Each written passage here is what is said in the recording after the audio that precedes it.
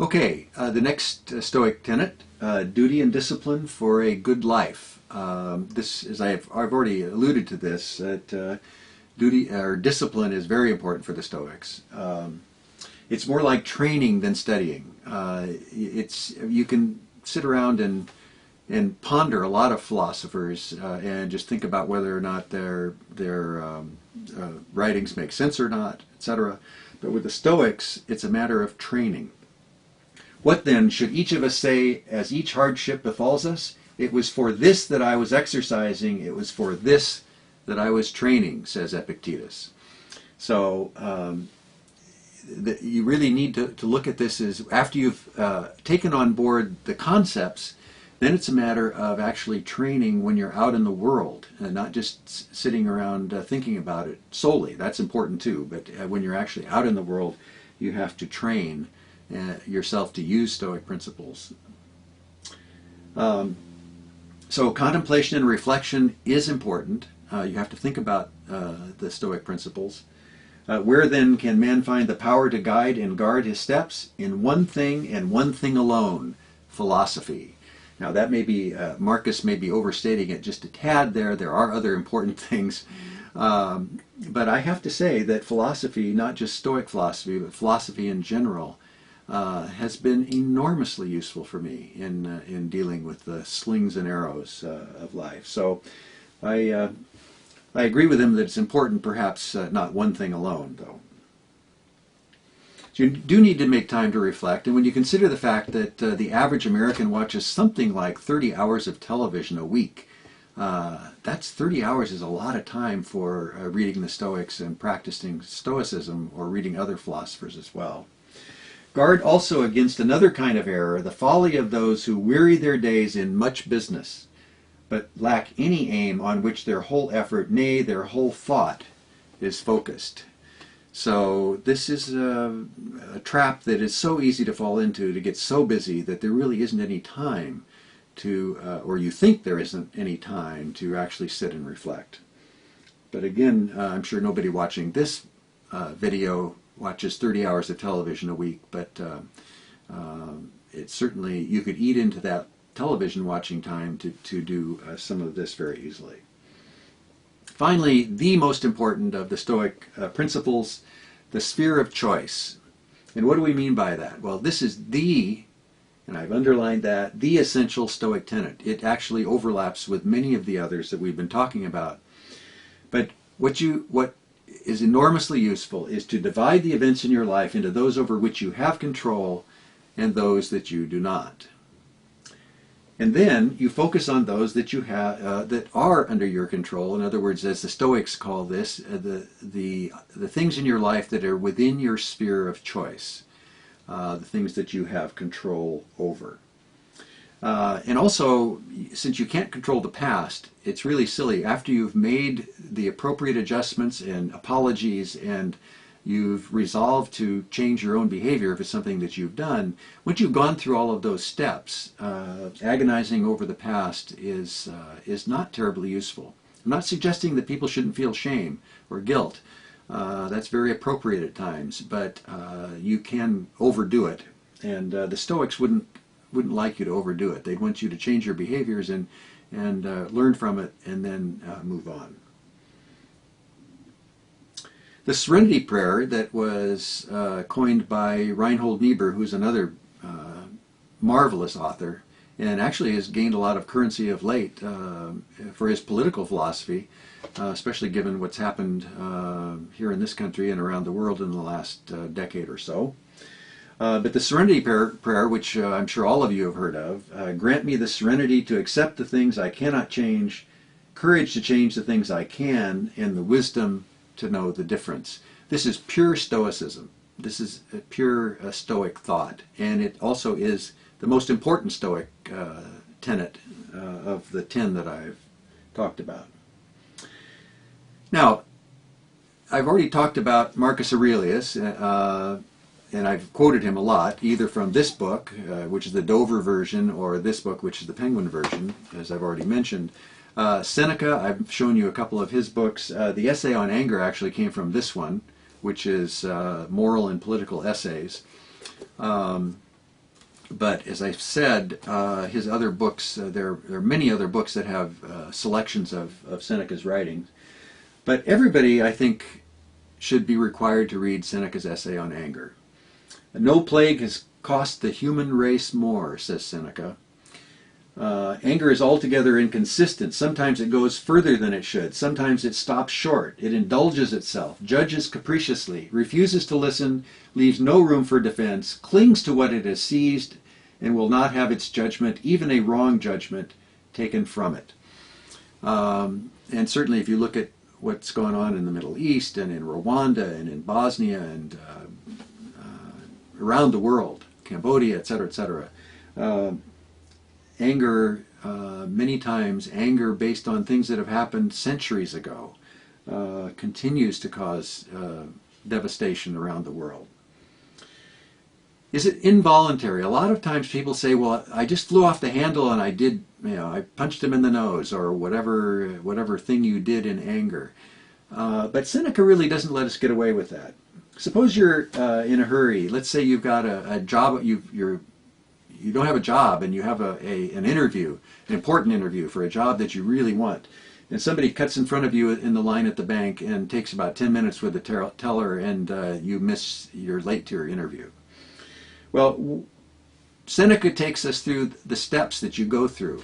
The first one is realization that somebody has done something that is bad to you. Then you get indignant about it. The next step is indignation. Then you get massively indignant that they have done this. You then condemn that other person. This person is a bad person for having done that. And then, unfortunately, many times there's retribution. And if this happens to be a road rage incident and somebody has a weapon in the car, this could end up with somebody dying.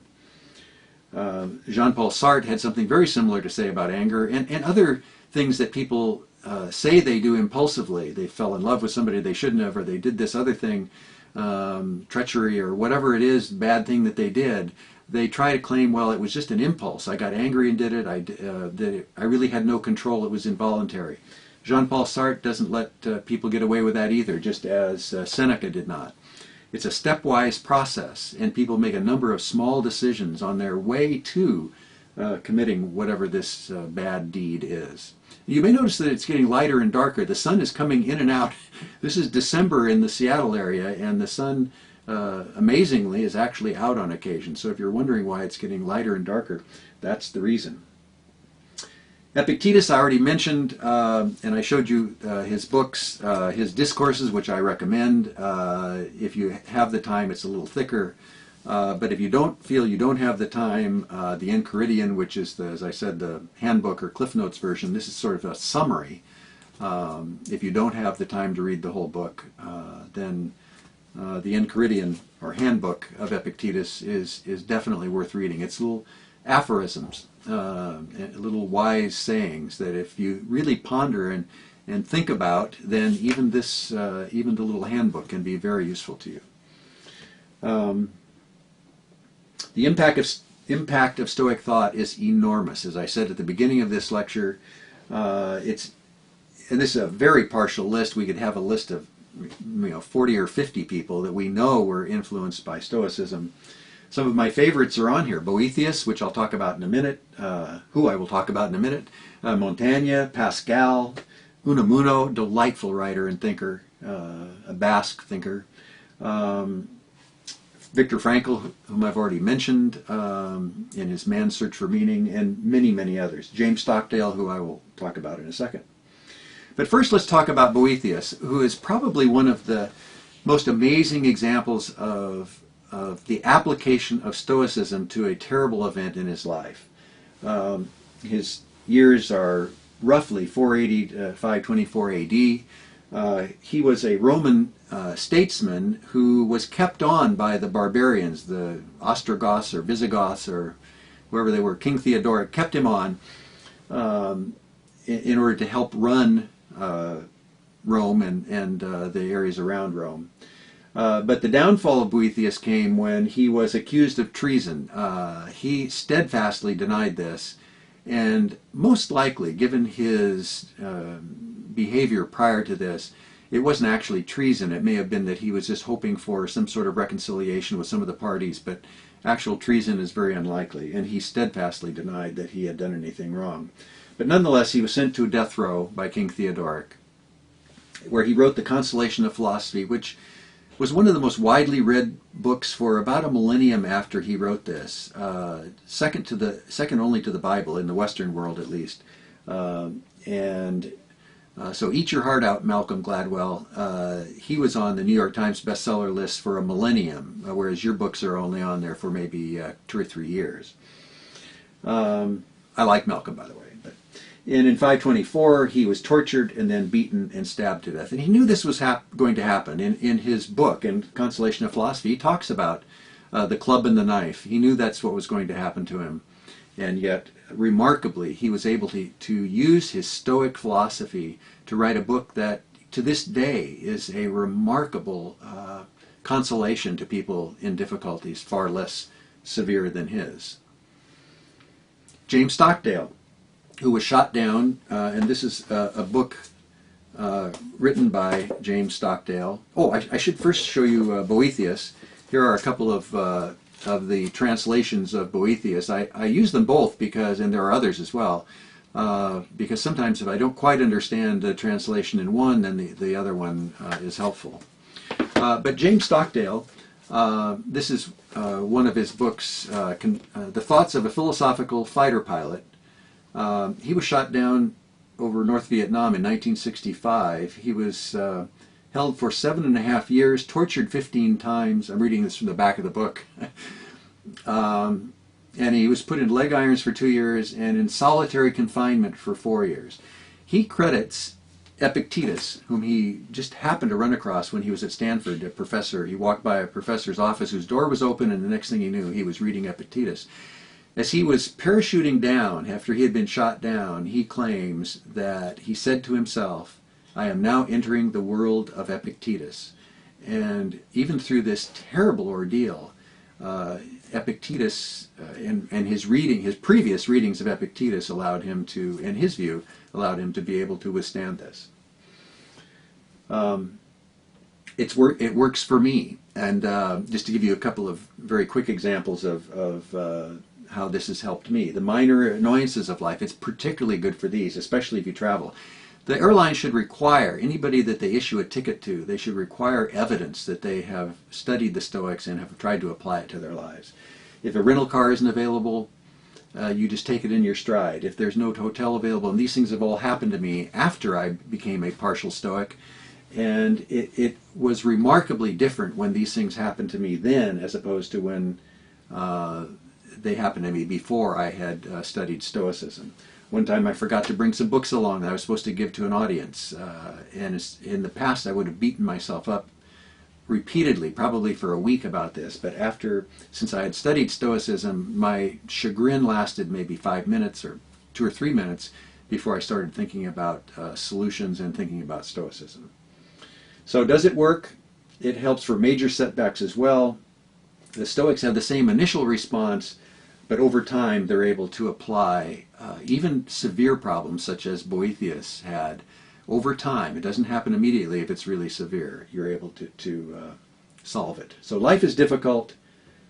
The answer is simple, but the answer is also difficult. It requires a lot of work and requires a lot of training. It's not a simple process to become even a partial Stoic, and I can guarantee you that since that's what I consider myself. So fate has good and bad, it brings good and bad to all of us, and we have to accept that. There are a lot of jerks in the world, we have to accept that. And we have control over some events in our lives and not others. So we have to focus on those things that we have control over. So this is a picture of a winter kayak from a few years ago when my friend Stan here on a beautiful day. So it's easy to look at this and have equanimity. Have the equanimity of the Stoics when you look at this slide. Thank you very much. I hope you enjoyed this.